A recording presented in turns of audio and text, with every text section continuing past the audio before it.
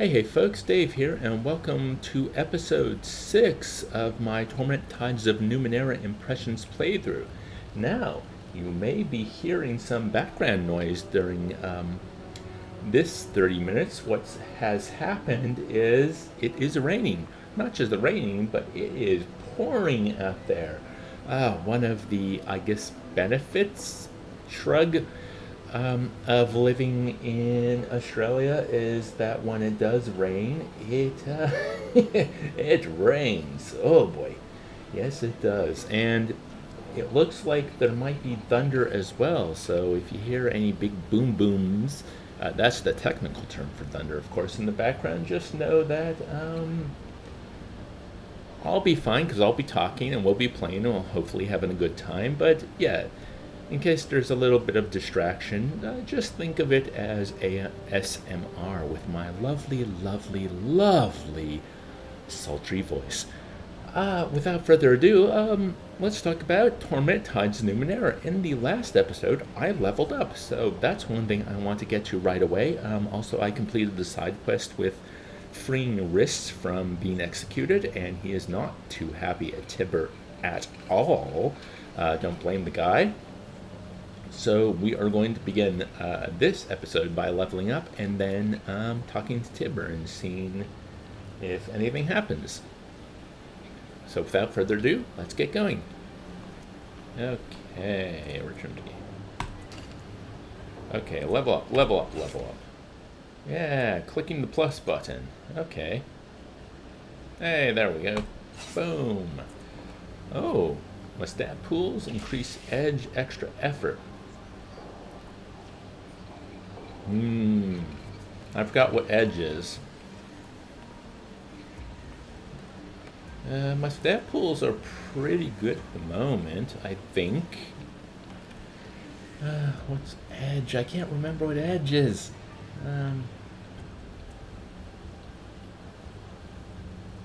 Extra effort, ability, or skill. Let's try that one. It's improving ability, right? Okay. Oh, cool. So, right, I can... Yeah, perception. That actually sounds brilliant. Cool. Well, I'm of a higher level. I can increase my effort, so I can pump more effort into, right, using those stats. Gotcha. Okay. And skills, of course, and ability. Gotcha. Okay, cool. I'm learning. Can we go to the characters though? Did they level up? No, they haven't. Okay. Tibber. There you are. Thanks for helping me free wrists, lad. Not that a little great. Appreciate it. I'm afraid I'm inclined to believe Riss's side of the story more than yours. Are you? Tibber says and shrugs. Well, you're certainly entitled to your opinion.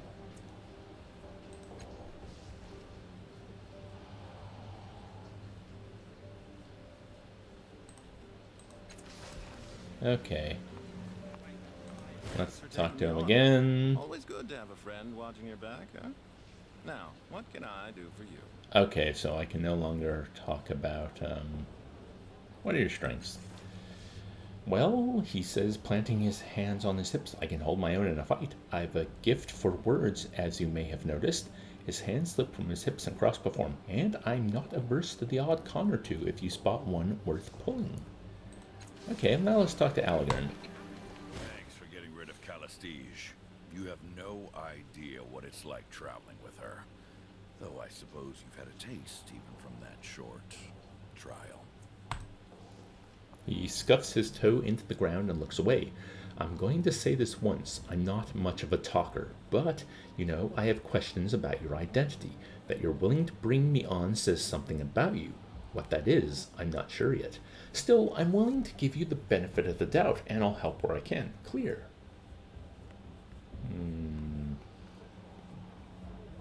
Yes.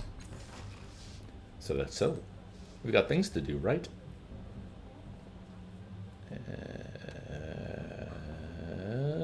Okay. There's no what are your strengths with Allegren, so next thing is the main quest, or I can actually, let's go talk to the Ministry of Truth for Allegren. It's always nice to keep your companions happy. Yes. I mean, I could tell Tibber to go pound sand, but nah, I could use the sand in a fight. We'll see. I'll make them leave me. Okay, so Ministry of Truth. All right. I want to talk to weird people again.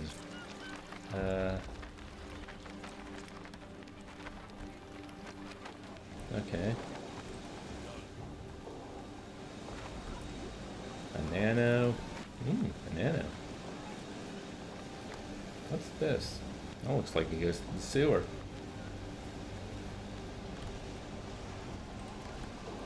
Ah, here's the Order of Truth. Cool. Let's go in there. See what they have to say.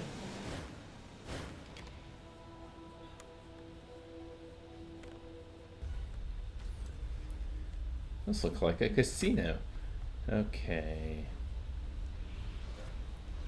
Probably want to talk to the person in the middle, right?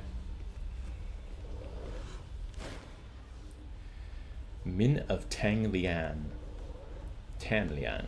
The priest is tall, thin, and dressed only in black. Narrow slashes of oil decorate his unlined skin like letters in an unknown tongue. His eyes are harried, but alive with intelligent humor. They land on you with a tiny flicker of recognition. He's back? I wonder what brings him here now. Then his gaze moves from you to Allegren and hardens. Oh, good, he says. No one shouted at me for hours. I already said everything I need to. Allegren says, folding his arms. Anything else would be a waste of breath. What's going on here?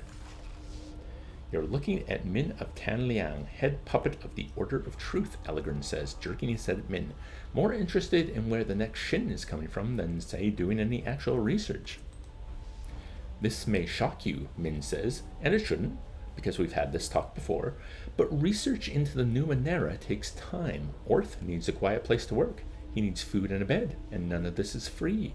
Min sweeps a hand through his dark hair. Like it or not, and I know you don't, the slave families demand cooperation for their shins.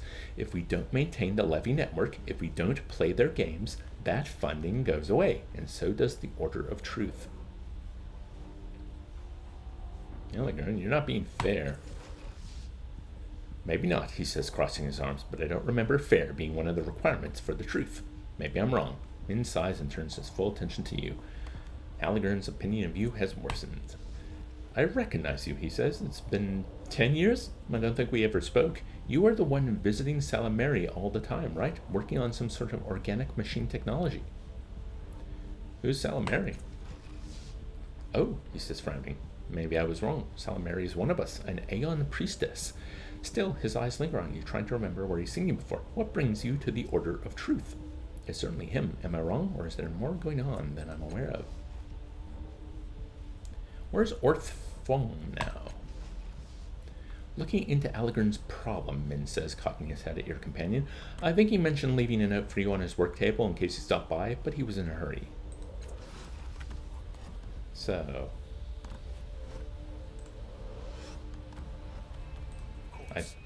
I think that's his work table. The desk is cluttered with scrawled notes, piles of paper, and worn books. The owner was either extremely disorganized or left in a hurry. Allegren steps closer to the desk. He growls in frustration. This is where Orth Fong usually works. If he left a message for me, it must be here somewhere. Examine the papers and books. Before you have a chance to examine the mess, Allegren leans forward and plucks a folded note from the top of a pile. Orth is a paranoid bastard. He writes all his messages in code. Looks like this one is from me. He breaks the wax seal and scans the note. As he reads, his face grows tight with fury. Fong took my frame and left. He says it's not safe here. He wrote more about my tattoos and... He snaps his mouth shut. Never mind, he's not here. He glances toward the Aeon priests. We can talk about some other time. Leave the desk alone. Okay. All right. Let's leave, and then I'm talking to you.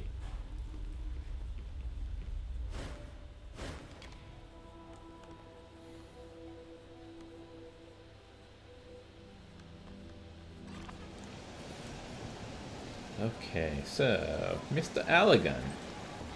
Want to know what was in that note I picked up from Worth? He's gone. Took the device I had him working on and left without saying where he was going. He told me I should take special care with my tattoos. Didn't say what he meant, though. Not sure if he meant I should make them stronger, or if it was because of how I got them, or...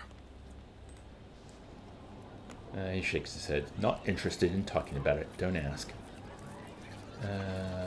If you want to improve them, I'll help. Gain control of your tools is crucial. He nods. Sure, wouldn't want to hurt innocent bystanders, would you? We can work on those improvements later. Okay, so the next thing is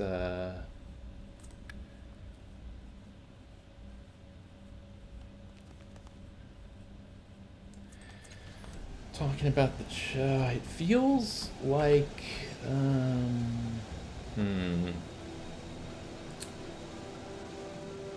point of interest, eh? Council Tower. Well, let's go look at that clock a little more. Feels like I'm at a point where I do need to be exploring and talking to people.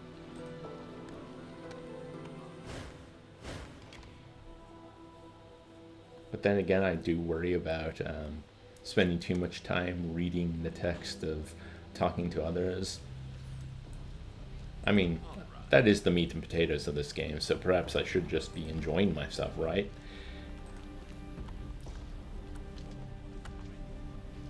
Let's go. Let's have a look at the clock.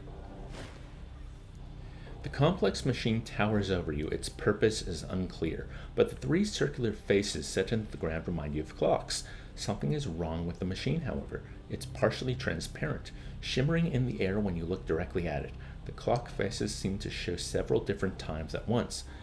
Humanoid silhouettes ripple beneath the central clock face. One places his hand against the face as though it were a glass wall. They seem to be watching you. Let's reach for the figures.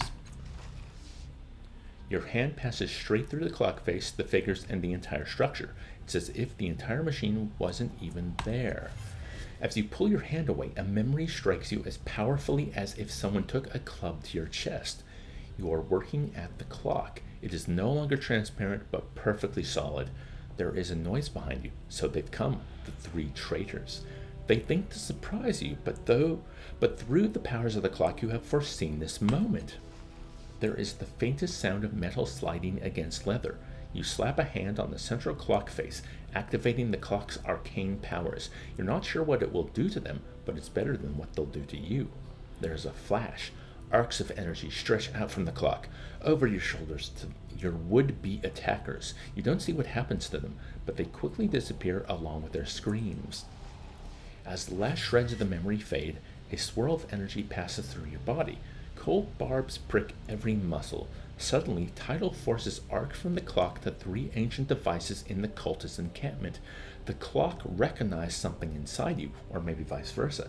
Either way, you have inadvertently activated the nearby devices. For fans of Planescape Torment, that's a very familiar update my journal. So let's go check out these three things. Yes. Now. Yes!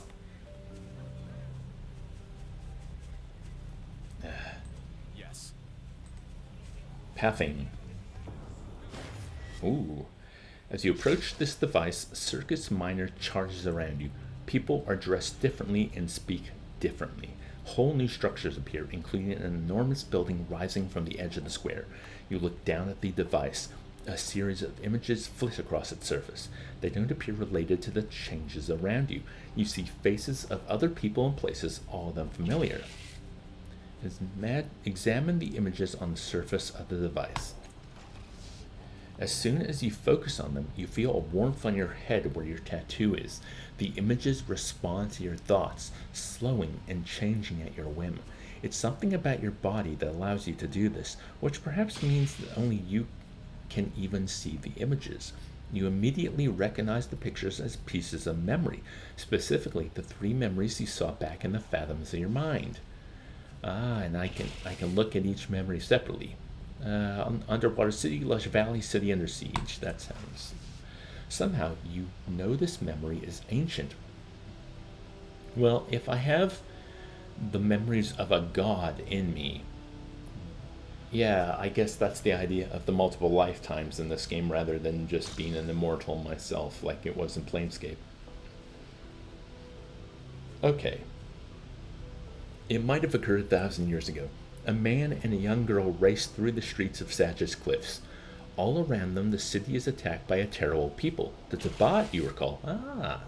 The man takes them to an ancient machine somewhere in the city, then he and the girl disappear. So how long has that genocide guy been there? As you review the memory, you get a strange feeling in your mind that you can only describe as a query. The device wants something from you. Suddenly, you remember the memories in the device are possibilities, but you can lock one of the memories here, so it is the only one that displays. You don't remember what purpose that served, though. Well, let's look at the other two memories. The memory is recent. Two men, both with tattoos like your own, are in an underwater city searching for something. The denizens of the city chase them from their query and ultimately surround and capture them. Somehow, you know the memory is from a long time ago, centuries ago probably. A man and a woman, both with tattoos like your own, are surveying a lush, secluded valley for some purpose you cannot recall. Well, the besieged city was a much stronger memory, so my thought is that maybe that's what I want to attach to this device. The images of the man and the girl are the only ones that play across the surface. Wait, did I do the right one? Besieged city, yep. Images of the man and the girl are the only ones that play across the surface of this device. They run past the enemy soldiers and then disappear with the machine in an endless loop. Right, so it's basically a lock and key puzzle. Put the right memories on the right. Strange feeling comes over you as you approach this device, as if someone were sneaking up on you in the corner of your eye. When you look, there's no one there. Feels like something is different though. But whoa! Okay, that's a big thunder. Woo! That rattled me. That was sneaking up in the corner of my eye, or the corner of my ear. When you look, there's no one there. It feels like something is different though, but you can't put your finger on what. Whoa! It keeps rumbling. Crap! A series of images flit across the surface of the device itself. They don't appear related to the changes around you. You see faces of other people and places, all of them familiar. Look more closely at the changes around you. What happens if I do that? The changes are difficult to notice at first, but after a moment you figure it out. Circus Minor is the same, but the crowd is different. Most of the people in the stalls and buildings are not the same as those you've seen around the square. Those few you do recognize are younger by several years. Right. Well, let's go like 3, 2, 1 then. The images of the man, woman, and valley are now the only images that play across the surface of this device. Oh, wait. So, survey, attack, underwater.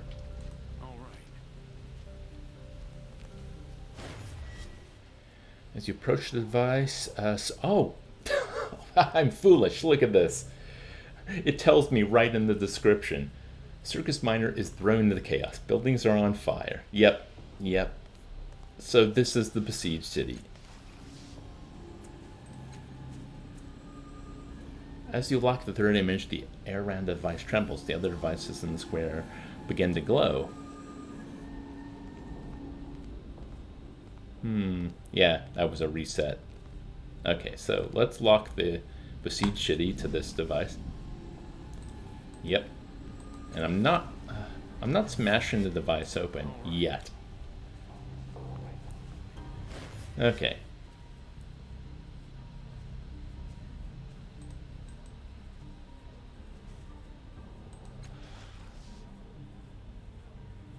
Okay.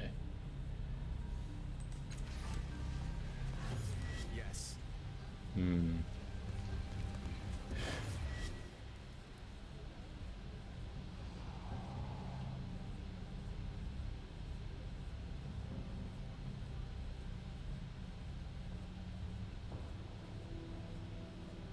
I wish I could,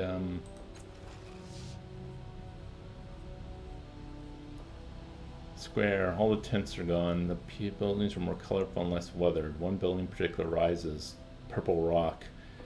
All the people are dressed strangely as though... I wish I could look at the memories again as well. A mural.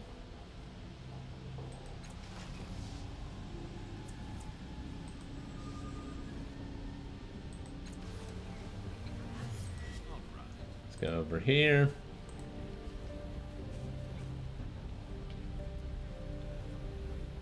I'm going.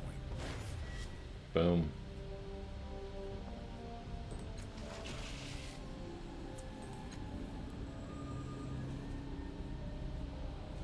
Yeah.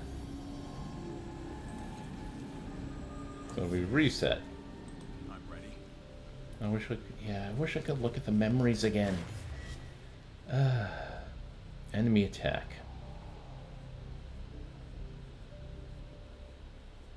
I mean, that's obviously the besieged city, right?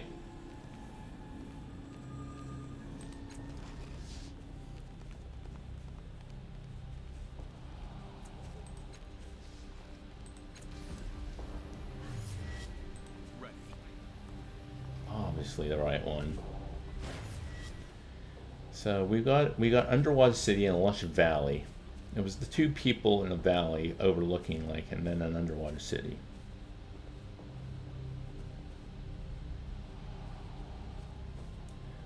Something's different, but the change is so small.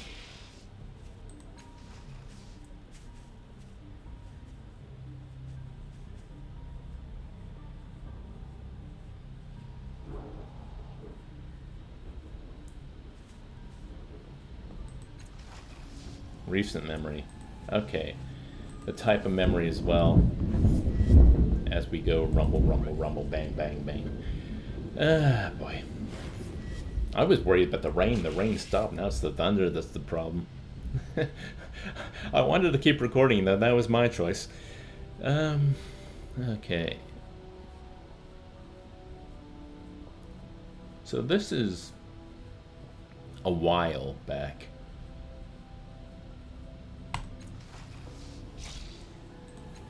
Hey! Got it. As soon as you lock this third image, a final surge of energy arcs through the air from the device to the clock itself. The clock shines for a moment, then becomes solid, fixed into a single state. At the same time, the device in front of you goes dark. The images disappear, as does the strange view of the city's past.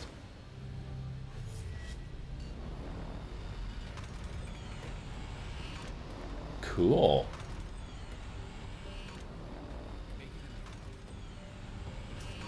So, investigate the figures that are trapped inside. So let's go over here.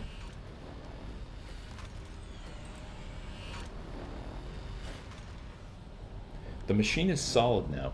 Each of the 3 clock faces shows a single time, though none of them point to any time measurement that you understand. You lean closer to the central clock face. 3 shadowy figures still lurk within, their features almost discernible now. Suddenly, the figures surge out of the clock toward you. Intense pressure strikes your head like a steel spike, then everything goes black.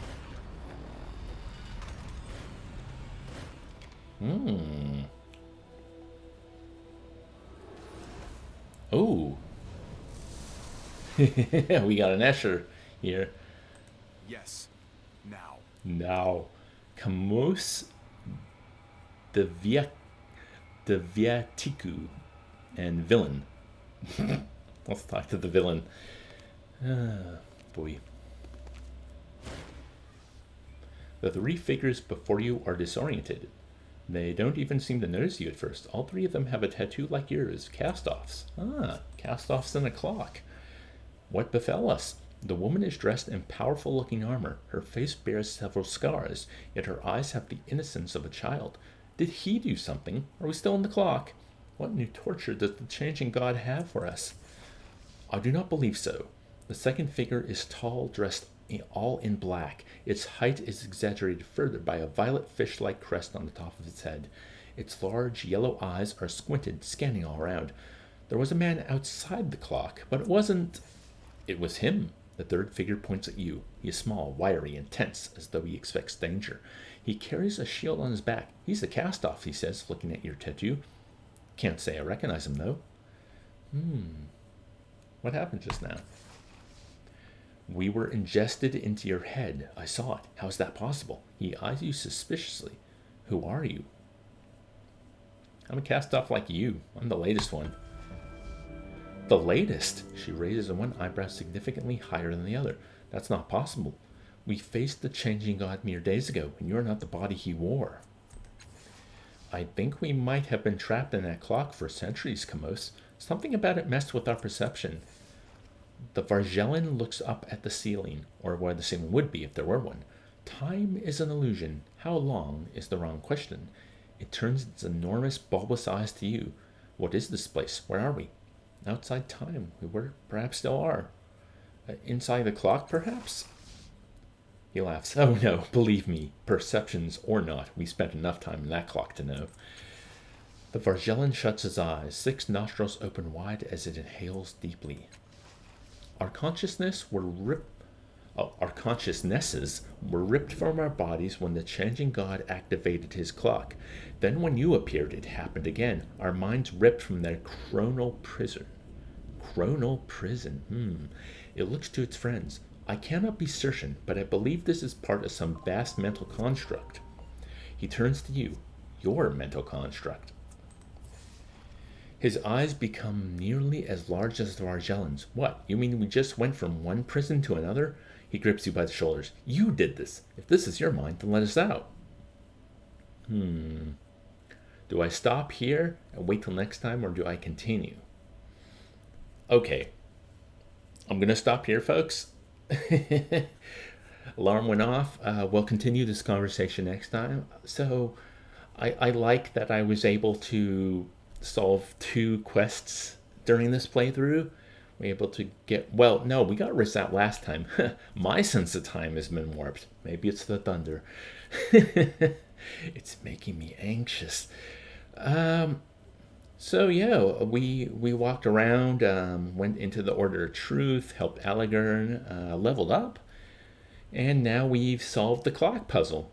I just had to read a little more closely and put things together in my mind. It's amazing how much I tend to overlook, even when I'm reading out loud. It just doesn't kind of etch itself in my mind. It's just like, yeah, that happened. And then you look at it again and go, oh, wait, no, that happened. I need to pay attention. I wonder if this happens with yourselves as well. But we got there in the end, didn't we? Now I've got 3 more companions in my mind, I guess. I wonder if the sorrow will break through and snatch them up as well. Well, please leave me a comment to what you thought of this episode, what you thought of the game, what you think of the game so far. Let's go back to the present tense. How are you feeling? How are you doing? Let me know. We can talk. Okay, and until next episode, I'll see you all later. Have a good time, everyone.